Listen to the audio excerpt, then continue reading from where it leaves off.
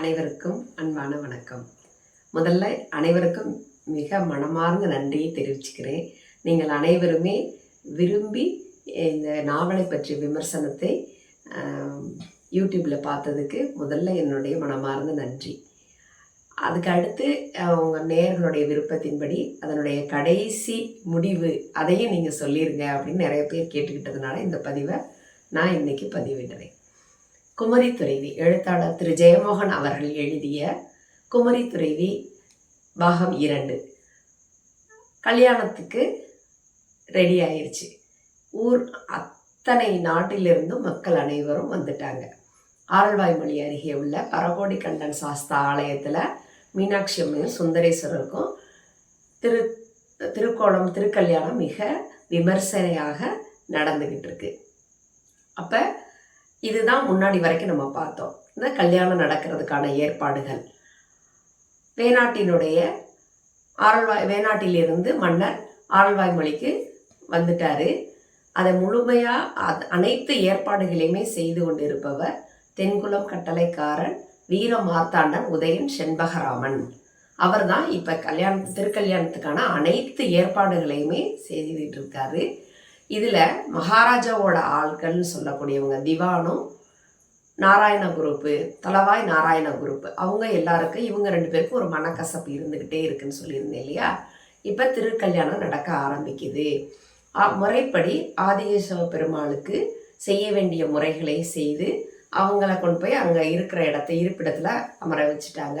அடுத்து பரகோடி கண்டன் சாஸ்தா ஒவ்வொருத்தருக்கும் செய்ய வேண்டியதை மரியாதைகளோட பூஜைகளோட செய்ய ஆரம்பிச்சிட்டாங்க. அடுத்ததாக மகாராஜா என்ன செய்கிறார், அவருக்குரிய அரியணையில் அமர்ந்திருக்கிறாரு. இவங்க 2 பேரும் மகாராஜாவின் மைந்தர்கள் அப்படிங்கிறபடி 2 பக்கமும் இங்கிட்ட ஆதிகேசவ பெருமாளும் இங்கிட்ட பரகோடி கண்டன் சாஸ்தாவும் இருக்கிறாங்க. அப்போ நந்தி கொடியோட சுந்தரேஸ்வரர் சீர்திருத்தியோட வராரு. வரும்போது மணமேடை அருகே வரும்போது அவருக்குரிய மரியாதையாக ஸ்ரீ ஆதிகேசவ பெருமாள் போய் அவருக்கு ஒரு வைர பதக்கத்துடன் கூடிய மாலை, தங்க மாலையை போட்டு பொன் பட்டு அணிவிச்சு அப்படியே கூட்டிகிட்டு வராரு. கூட்டிகிட்டு வந்தோடனே மகாராஜாவுக்கு எதிரில் சுந்தரேஸ்வர பெருமாள் நிற்கிறாரு. பெருமாள் நிற்கிறப்ப இவர் என்ன கேட்குறாரு, மகாராஜா உன் பெயர் என்ன, உன் குலம் என்ன, உன் பெற்றோர் யார், உன் ஊர் என்ன, உன்னுடைய இல்லம் எங்கே இருக்கு அப்படின்லாம் கேட்குறாரு. உடனே அதுக்கு அவர் சொல்கிறாரு, நான் குலம் இல்லாதவன், என் பெயர் இல்லை அப்படின்லாம் அப்படி சொல்லிகிட்டே வர்றாரு. என்னுடைய வீடு சூறையக்காடு அப்படின்னு சொன்ன உடனே ராஜாவுக்கு அதில் திருப்தி இல்லைன்னு, உனக்கு நான் என் மகளை தரமாட்டேன் அப்படின்னு ராஜா சொல்கிறாரு.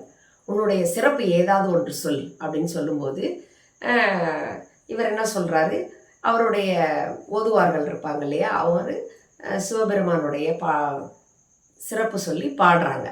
பாடும்போது அடுத்ததாக மணமகள் சார்பாக அவருடைய சிறப்புகளை சொல்லி மீனாட்சி அம்மையினுடைய புகழை பாணர்கள் பாடுறாங்க. இப்படிமா அந்த காட்சி நடக்கிறப்ப அது அழகாக அவர் அந்த உரைநடையில் சொல்லிட்டு வராரு.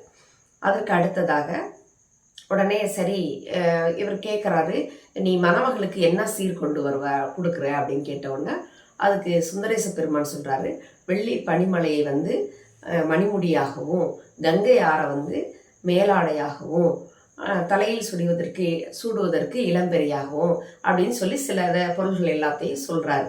சொன்ன உடனே மகாராஜா உடனே ஆதிகேசவ பெருமாளையும் சாஸ்தாவையும் பார்க்குறாங்க. 2 பேரும் ஆகுக அப்படின்னு சொல்கிறாங்க.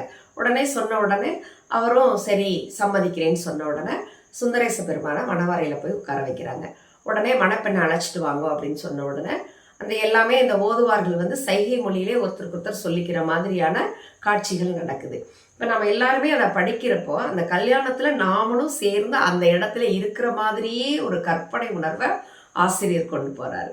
அப்புறம் மணமகளை அழைச்சிட்டு வராங்க. முத்தாளம்மன் தான் தோழியாக வராங்க. அவங்களுக்கு முன்னாடி ஒரு பொல்லா பிள்ளையார், குட்டி பிள்ளையார் வராரு. அவர் செய்கிற சேஷ்டைகளே ஒரு நகைச்சுவையாகவே அவர் சொல்லிட்டு போகிறாரு.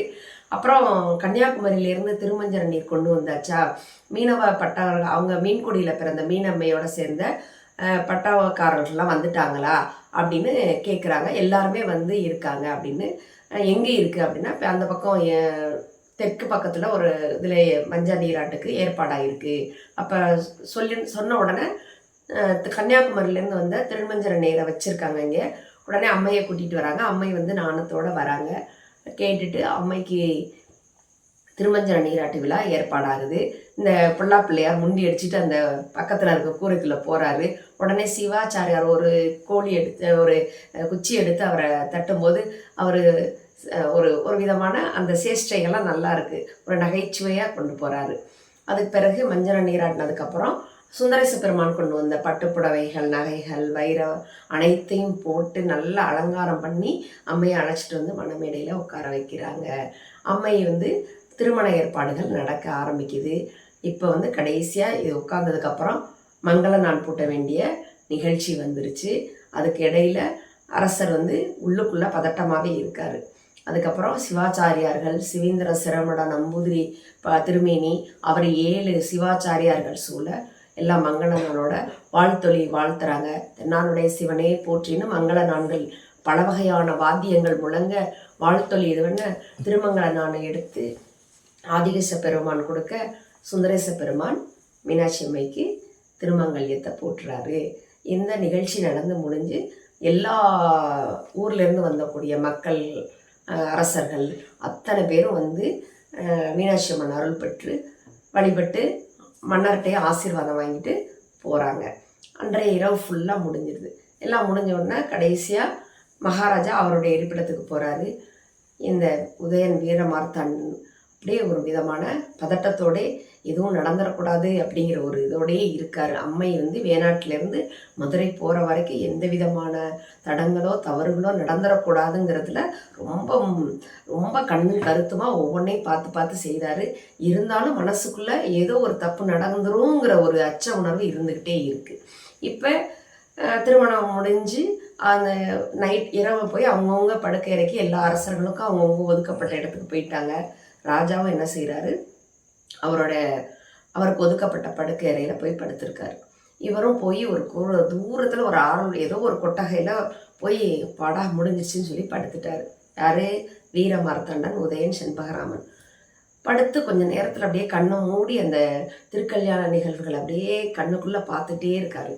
அப்படியே பார்த்துட்டு அம்மையோட அந்த பொன் சிரிப்பு, வைர நகைகள் அலங்கரித்து அந்த ஒளிரக்கூடிய முகத்தை பார்த்து அப்படியே அந்த மனசு நிறைஞ்சு அவ்வளோ ஒரு ஒரு ஒரு பேரானந்தத்தில் அவர் இருக்கார்.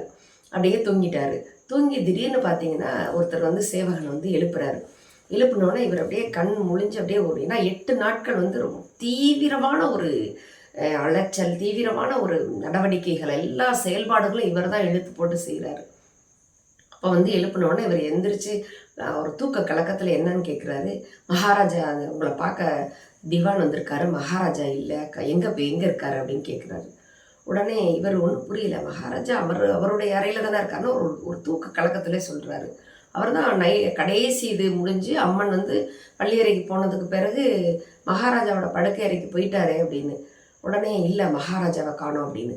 சரி அப்படின்னு உடனே திவான் வராரு. மகாராஜாவை எங்கே வச்சுருக்க, என்ன பண்ண அப்படின்னு ஒரு மாதிரி கேட்குறாரு. உடனே அவரும் மகாராஜா அங்கே தானே இருந்தார் அப்படிங்கிறாரு.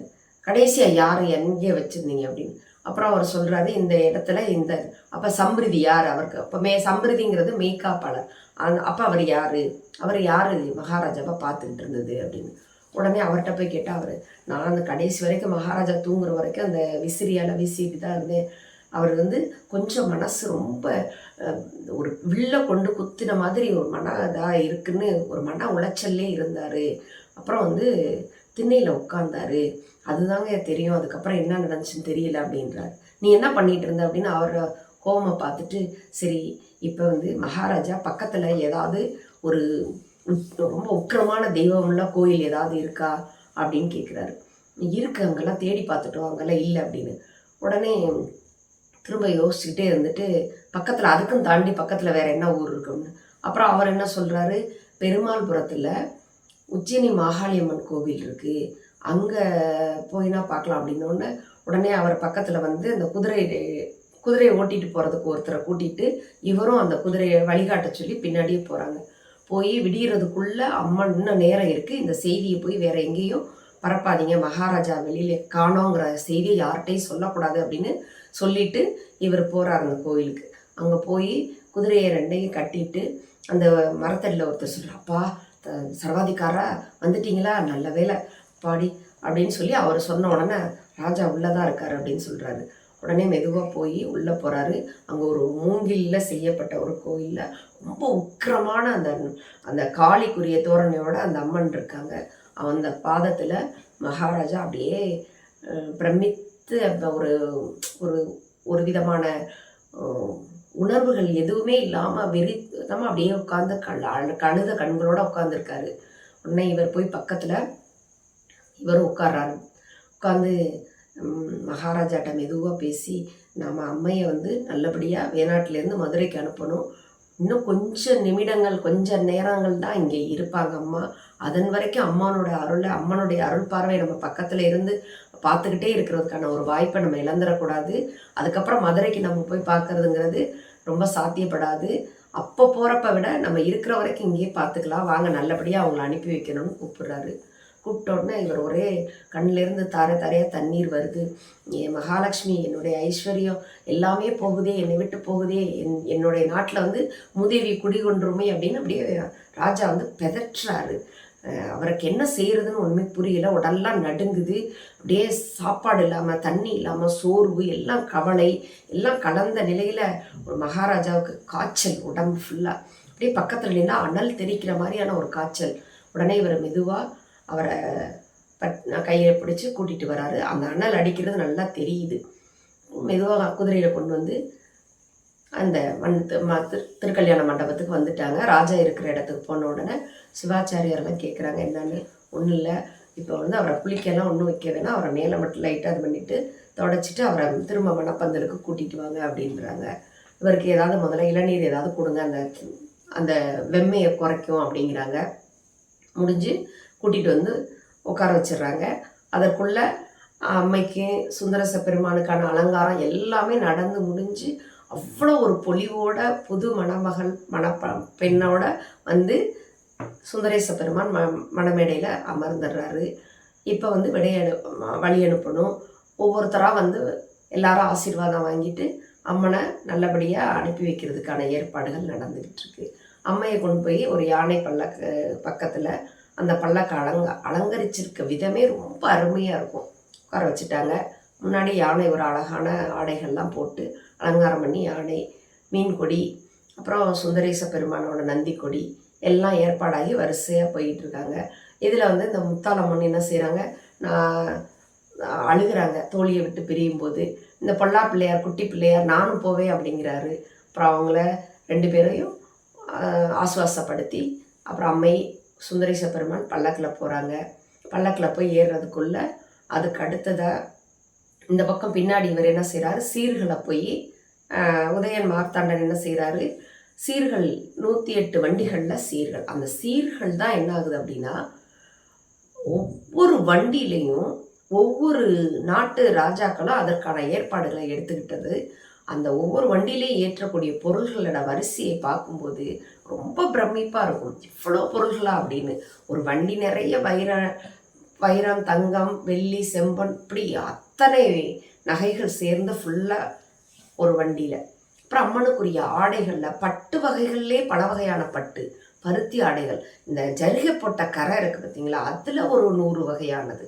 அதுக்கடுத்தது வந்து ஆண்டு முழுக்க தீராத அளவுக்கு வேணாட்டு சீருன்னு சொல்லிட்டுன்னு நம்ம எப்போதுமே பெண்கள் வந்து சீர் கொடுக்கும்போது மளிகை பொருள்களும் கொடுக்குற பழக்கம் அன்னைக்கே இருந்திருக்கு. மளிகை ஜாமான்னா சமையலுக்குரிய அத்தனை பொருள்களும் ஏற்றிருப்பாங்க. அது ஃபுல்லாக ஒரு வண்டி. அதுக்கு பிறகு பூஜை ஜாமான்கள்னு சொல்லக்கூடிய விளக்குகள்லேருந்து அந்த பூஜைக்குரிய மணிகளே அவ்வளோ ஒவ்வொன்றும் பார்த்தீங்கன்னா அந்த பேர்களை வாசிக்கும் போதே பிரமிப்பாக இருக்கும், இவ்வளோ பொருள்களா அப்படின்னு. அப்புறம் ஒவ்வொரு வண்டியிலையும் ஒவ்வொரு பொருள்கள் பார்த்தா, பெட்டிகள் பார்த்தா பெட்டிகளில் பல வகை, பாய்கள் பார்த்தா பாய்களில் மிதியடிகள் பார்த்தீங்கன்னா யானை மிதியடி, அந்த மிதியடி, இந்த மிதியடின்னு அது ஒரு வகையான மிதியடிகள், அது ஒரு வகை. இப்படிமாக அப்புறம் அந்த குவளைகள், பலரசம் அருந்துவதற்கான குவளைகள், அது ஒரு வண்டி நிறையா. உடம்பு முடியலைன்னா நம்ம தைலம் இந்த மாதிரியெல்லாம் தேய்ப்போம் இல்லையா, அந்த மாதிரி தைல வகைகள். அதுக்கப்புறம் பார்த்திங்கன்னா நறுமண பொருள்கள், உடம்பு இந்த நம்ம இப்போ சென்ட்டுன்னு சொல்லிக்கிறோம், அப்போ வந்து நறுமண பொருட்கள், இயற்கையாகவே கிடைக்கக்கூடிய நறுமண பொருட்கள், அது ஃபுல்லாக. இப்படி சீர்கள் மட்டுமே கிட்டத்தட்ட 108 வண்டிகளில் அது ஒரு இதை படிக்கும்போதே இவ்வளோ சீர்களா அப்படின்னு ஆச்சரியப்படுற அளவுக்கு இருக்கும். ஒரு குறையும் வந்துடக்கூடாதுன்னு ராஜா திரும்ப திரும்ப சொல்றாரு. இவரும் எல்லா குறையும் நம்ம எந்த குறையுமே வராது, எல்லாம் நிறைவாக தான் இருக்கு அப்படின்னு இவரும் பார்த்து பார்த்து செய்கிறாரு. செஞ்சு எல்லாம் அம்மனை இறக்கி கொண்டு வந்து அந்த முன்னாடி இருக்க பல்லக்கில் ஏற்றிட்டாங்க. அம்மையை விட்டு போக மாட்டேன். நான் அப்படியே மகாராஜா வந்து கண்ணீர் ததும்பி கத்தி, என் மகளை என்னை விட்டு போகாத அப்படின்னு சொல்லி இப்போ அப்படியே இறுக்கி பிடிக்க போகிறாங்க. இவரை என்ன செய்கிறாங்க, மற்றவர்கள் எல்லாரும் சேர்ந்து மன்னரை பிடிச்சிக்கிறாங்க. அம்மை வந்து வாழ்த்தொலி முழங்க, தென்னாளுடைய சிவனை போற்றி, மீனாட்சி அம்மையை போற்றி, ஸ்ரீயாதிக சிவபெருமான் போற்றி அப்படின்னு ஒவ்வொருத்தரையா வாழ்த்தொலிகள் முழங்க, கொண்டையொலி முழங்க, எல்லாம் பார்த்தீங்கன்னா அந்த ஒரே கை கூப்பி கண்ணீர் மல்க எல்லாரும் வாழ்த்தொலி எழுப்பி அம்மையை இது பண்ணுறாங்க. அப்போ ஃபஸ்ட்டு வந்து வேட்டு போடுவாங்க இல்லையா, அப்படி வேட்டு போடுறப்ப அந்த குதிரை என்ன செய்யுது, ஒரு கணக்குது. குதிரை கணக்கிறப்ப அந்த குதிரையினுடைய சவுண்டை கேட்டோன்னே அந்த பல்லக்கு தூக்கிகள் வந்து கால் இடறாங்க. அப்படி தூக்குறப்ப அந்த பல்லக்கிலேருந்து சிவாச்சாரியார் வந்து உள்ள அம்மனை பிடிச்சிருக்காரு. அப்படியே வந்து சரிஞ்சு முன்னாடி விழுகிறாரு. விழுந்த உடனே ஏதோ ஒரு என்ன அது இப்படி நடக்குதே அப்படின்னு சொல்லிட்டுன்னு எல்லாருக்கும் ஒரு மனசுக்குலன்னா அம்மன் சிலை கீழே விழுகாத அளவுக்கு இறுக்கி பிடிச்சிடுறாரு இவரும். அப்புறம் நல்லபடியாக எடுத்து பல்லக்கில் எடுத்து வச்சு திரும்ப அவங்க ஊர்வலம் போக கிளம்பிட்டாங்க. ஆனால் ராஜா வந்து ரொம்ப அழுது அரண்டு மயக்கமிட்டு விழுந்துட்டார். சுயநினைவு இல்லாமல் நினைவிழந்து மயங்கி விழுந்துட்டார். அப்போ ஊர்வலம் போக ஆரம்பிச்சிட்டாங்க. மதுரையை நோக்கி புறப்பட ஆரம்பிச்சிட்டாங்க. அம்மை போகிற இடம் பூரா எல்லா இடத்துலையும் ஊராக தங்கி அந்தந்த ஊர்களில் திருநெல்வேலியில் நெல்லையப்பர் கோவில்கள்ல எல்லாம் ஒவ்வொரு கோவில்களையுமே திருவிழாக்கள் ஏற்பாடாகிட்டு போய்கிட்டு இருக்காங்க. இதுக்கு இடையில மன்னருக்கு மிக ரொம்ப முடியலை அப்படின்னு சொன்ன உடனே இந்த திவான் நாகம்மைய அவரும் நாராயண குருப்பு இவங்க 3 பேருக்குள்ள ஒரு பிரச்சனை வந்துட்டு, ஒரு தப்பு கூட நடக்கலைன்னு நீ எப்படி நாளைக்குள்ள அம்மன் கிளம்புறதுக்குள்ள ஒரு தப்பாவது உன் மேலே நான் சொல்லாமல் இருக்க மாட்டேன், அப்படி தப்பு சொன்னால் என்னுடைய உடைவாளை எடுத்து நான் சங்க அறுத்துக்குவேன் அப்படின்னு இவர் சொல்கிறாரு. உடனே அப்படின்னா நான் திவான் பதவியை திறந்துடுவேன். உடனே திவான் வந்து நீ எல்லாம் செஞ்சுட்டேங்கிற திமிரில் இதாக பேசுறியா அப்படின்னு 2 பேருக்கு இடையில சொல்லும்போது என்ன ஹர்ஜி பண்ணுற அப்படின்னு அந்த சுல்தான்களுடைய ஒரு மொழியை சொல்கிறாரு.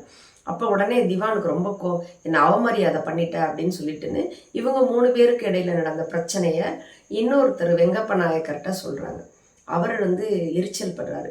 இது வந்து எல்லாரும் பார்த்து பார்த்து செய்ய வேண்டியதில்லை, செய்ய வேண்டிய காரியம். ஒவ்வொருத்தரும் அவர் மட்டும் செய்ய வேண்டியதில்லை, எல்லாரும் சேர்ந்து செய்யறதுல ஒரு சில குறைகள் இருந்தாலும் அதை நம்ம சொல்லக்கூடாது அப்படின்னு.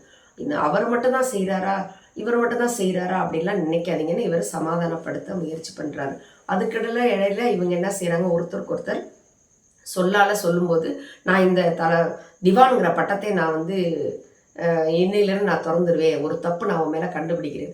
இவர் சொல்கிறார், தப்பை நான் கண்டுபிடிச்சிட்டிங்கன்னா என்னுடைய சொன்ன சொல் தென்குளம் கட்டளைக்காரன் அப்படிங்கிற அந்த பட்டத்துக்கு தகுந்த மாதிரி சொன்ன சொல் மாறவே மாறாது, என்னுடைய உடைவாள் எடுத்து நான் சங்க அறுத்துக்குவேன்னு இவர் சொல்கிறார். அப்போ அவசரப்பட்டு சொல்ல விட்டுறாத, வார்த்தையை விட்டுறாதுன்னு இவரும் சொல்கிறாரு. சொன்ன உடனே அதுக்கிடையில் இந்த நிகழ்ச்சிகள் எல்லாமே முடிஞ்சிருது. இந்த நிகழ்ச்சியை பழச மனசில் வச்சுட்டு இருக்கல மகாராஜா மயங்கி விழுந்துடுறாங்க. இவரும் என்ன குறை சொல்லலான்னு சொல்லிட்டு இருக்கல, நான் நடந்துருச்சு, ஏன் நடக்காதுன்னு சொன்னீங்களே, நடந்துருச்சு, ஏதோ குற்றம் நடந்திருக்குல்ல அப்படின்னு அப்படியே ஒருத்தருக்கு ஒருத்தர் பார்வையாலே இது பண்ணிக்கிறாங்க.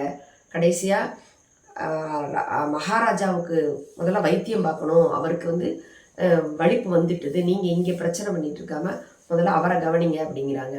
அவரை கவனிங்கன்னு சொல்லிக்கிட்டு இருக்கிற சமயத்தில் மகாராஜாவுக்கு ரொம்ப உடல்நிலை இதாகிட்டு இருக்கிறதுக்குள்ளே சீக்கிரமான அனுப்புங்க, அம்மனை வந்து முதல்ல நம்ம ஊர்லேருந்து அவங்க வெளியில் போகட்டும், ஏன் அவசரப்படுறீங்கன்னு இவர் சொல்கிறாரு. இல்லை மகாராஜாவோட உடல்நிலை ரொம்ப இதாக இருக்குது, எதுவும் நடந்துருமோன்னு பயமா, எதுவும் நடக்காது, அம்மை விளையாட்டுக்காரி குறும்புக்காரி, அவள் ஏதாவது செய்வா, ஏதாவது செய்யணுங்கிறதுக்காக அவருடைய விளையாட்டுத்தனத்தை காமிப்பா அப்படிங்கிறாரு. கடைசியில் அம்மன் வந்து பல்லாக்கிலேருந்து போயிட்டாங்களா, அப்போ தான் அந்த கீழே விழுகுதா, அப்போ அந்த அப்போ வந்து என்ன செய்கிறாங்க, கீழே விழுகும்போது சிவாச்சாரியார் இறுக்கி பிடிச்சிக்கிறாரு. பிடிச்சிட்டு பல்லாக்க தூக்கிட்டு போயிடுறாங்க. இப்போ இங்கே மகாராஜாவுக்கு ரொம்ப முடியலை, இவங்களுக்குள்ள பிரச்சனையாக இருக்குது. அந்த நேரத்தில் சிரமடம் திருமேனி இருக்கார் இல்லையா, அவருடைய சீடர்கிட்ட ஒரு செய்தியை சொல்லி அனுப்பியிருக்காரு. செய்தியை சொல்லி அனுப்புனப்ப அவர் வந்து வேற பக்கம் திசை மாதிரி போயிட்டார். இந்த செய்தி சொல்றதுக்கு முன்னாடி அதுக்குள்ள எல்லா ஏற்பாடுகளும் முடிஞ்சிருச்சு. அந்த சமயம் வந்து ஒருத்தர் ஓடி வந்து இந்த மாதிரி சிரமடம் திருமேனி ஒரு விஷயம் சொல்லிவிட்டார். என்ன சொல்லிவிட்டாரு, திருமணம் முடித்து போகிற மங்கள பெண் அவருடைய நகையிலையோ இல்லை அவள் உடுத்திய ஆடையோ ஒன்றை எடுத்து வச்சுக்கிட்டு மித்ததெல்லாம் தான் சீர் கொடுத்து அனுப்பணும் அப்படின்னு சொல்லி அனுப்புனாரு. ஆனால் நான் வந்து திசை மாதிரி வேற பக்கம் போயிட்டேன், என்னால் வந்து இங்கே கரெக்டாக சொல்ல முடியல அப்படின்னு அவர் சொல்கிறார். அவர் சொன்ன உடனே இதை கொஞ்சம் முன்னாடி வந்து சொல்லியிருக்க கூடாதா, அம்மன் புறப்பட்டு போயிட்டாங்களே, இனிமே போய் இந்த வேணாட்டு மலையை விட்டு இறங்கிட்டாங்கன்னா இனிமே போய் நம்ம அவங்கள்ட்ட கேட்கறது நம்மளுக்கு நல்லது கிடையாது, அது நம்மளுக்கு தான் கேவலம் அப்படின்னு மற்றவங்க எல்லாரும் சொல்கிறாங்க. சொன்ன உடனே இவர் உதயனுக்கு என்ன செய்யறதுன்னு தெரியல, ராஜாவுக்கு உடல்நிலை இப்படி இருக்கு, இது ஒரு இப்படி சொல்றாரே அப்படின்ட்டுன்னு அவங்க பேசிக்கிட்டு இருக்க இந்த சூழ்நிலையில ஒருத்தர் வேகமா ஓடி வராரு. ஓடி வந்து அம்மை வளையல், வைர வளையல் அந்த இடத்துல கீழே இருந்துச்சு அப்படின்னு சொல்லி கொடுக்குறாரு. அம்மையினுடைய அருளே அருள் அப்படின்னு சொல்லி எல்லாரும் ரொம்ப ஆச்சரியத்தோட பார்க்குறாங்க. அம்மை நல்லா நம்மளுக்கெல்லாம் விளையாட்டு காட்டிட்டு போயிட்டா இல்லையா, அவளுடைய அருள் என்றைக்குமே இருக்கும். என்றைக்குமே தாய் வீட்டிலேருந்து ஒரு பெண் போகும்போது அவளுடைய அணிகலன்களையோ இல்லை ஒரு துணிகள் ஏதாவது ஒன்றை வச்சுக்கிட்டு தான் அனுப்புவாங்க அவங்க கையிலேருந்து. அதுக்கிடையில் அம்மன் வந்து ஒரு ஊராக போயிட்டு மதுரையை நோக்கி புறப்பாடாயிருச்சு. இங்கே மகாராஜாவுக்கு சிகிச்சை அளித்து கொஞ்சம் கொஞ்சமாக எல்லாம் உடல் தேறி வராங்க. உடல் தேறி வந்து கடைசியாக இந்த நடந்த நிகழ்வுகள் எல்லாத்தையும் எண்ணி பார்த்துட்டு மகாராஜாவை வேணாட்டுக்கு திருவாடுங்கோட்டுக்கு கூட்டிகிட்டு திவான் போகிறாரு. அதுக்கு முன்னாடி வந்து இந்த நாராயணகுருப்பும் திவானும் வந்து சமாதானம் ஆகிடுறாங்க. இல்லைப்பா அதெல்லாம் சொல்லலை, நம்மளுக்குள்ளே என்ன இருக்குது, இதனால ஒன்றும் இல்லை அப்படின்னு சொல்கிறாரு. இருந்தாலும் சொன்ன சொல் மாறக்கூடாது அப்படின்னு. அப்படிலாம் ஒன்றும் தவறாக முடிவு எடுத்துறாதப்பா, நாங்களும் ஒன்றும் சொல்லலை அவங்கள, நம்ம சொன்னதெல்லாம் வந்து அம்மையோட விளையாட்டு தான் எல்லாமே, நம்ம வாயிலேருந்து வந்தது, இதை ஒரு பொருட்டாகவே நம்ம எடுத்துக்க வேணாம் அப்படின்னு சொல்லிட்டு திவானும் அவர் நாராயணகுருப்பும் போயிடுறாங்க. இவர் ராஜாவை கூட்டிகிட்டு வந்து அவருடைய அரண்மனையில் விட்டுட்டு இவருடைய கோட்டையை நோக்கி போகிறாரு. சுபமங்கலமாக இருந்தது. கடைசியாக போய் ஆரல்வாய்மொழியில் ஒரு மலையில் இருந்து அந்த நிகழ்ச்சி, திருமண நிகழ்ச்சிகளை பூரா எண்ணி ஒவ்வொரு நாளும் அதனுடைய உள்ளபூர்வமாக மகிழ்ந்து கொண்டே இருக்கிறார். சுபமாக குமரி துறைவி நிறைவுற்றது. இந்த நாவலாசிரியர் வந்து அந்த காலகட்டத்தினுடைய பேச்சு வழக்கில் தான் அந்த நடை எழுதியிருப்பார் நாவலை. ஆனால் நான் இப்போ உள்ளதுக்கு தகுந்த மாதிரி நான் சொல்லிட்டு வந்திருக்கேன். அதனால எனக்கு அங்கங்கே சிறு சிறு தடங்கல்கள் இருக்கும், அவ்வளோதான். மற்றபடி குமரி துறைவி அப்படின்னா குமரியில் பிறந்த இறைவி அப்படிங்கிறத தலைப்பாக வச்சுருக்காரு. சின்ன சின்ன வழக்குகள், பேச்சு வழக்குகள் கொஞ்சம் வந்து புரிஞ்சுக்கிறதுக்கு கொஞ்சம் சிரமமாக இருந்துச்சு. அதை வந்து நல்லா படிக்கும்போது, ஒரு தடவைக்கு 2 தடவை படிக்கும்போது நமக்கே அது வந்து ரொம்ப சுவாரஸ்யமாக இருக்கும். ஆனாலும் இந்த மாதிரி இலக்கியங்களை உயர்ந்த இலக்கிய நடையில் இருக்கிற மாதிரி எனக்கு ஒரு தோணுது. அதை எழுதுகிறப்ப அந்த காலத்து உள்ள பேச்சு வழக்கை நம்ம தெரிஞ்சுக்கலாம் அப்படின்னு. அப்புறம் ஆசிரியருடைய நிலையிலிருந்து அவர் திருக்கல்யாணத்தை எப்படி நடத்தி முடிக்கணுங்கிறத எழுதியிருக்கிறதுனால குமரி துறைவி ஒரு மங்களமான நல்ல ஒரு படைப்பாக தெரிகிறது. நீங்களும் படித்து மகிழுங்கள். நன்றி.